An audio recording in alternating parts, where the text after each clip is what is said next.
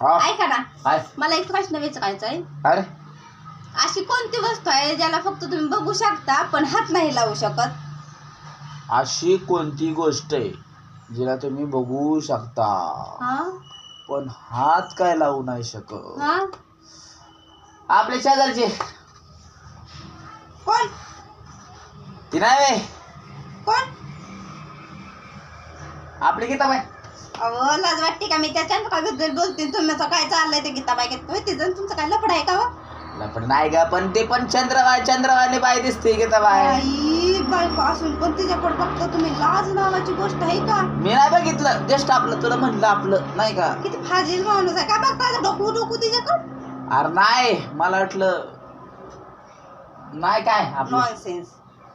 नाही आपलं काय. हाय अहो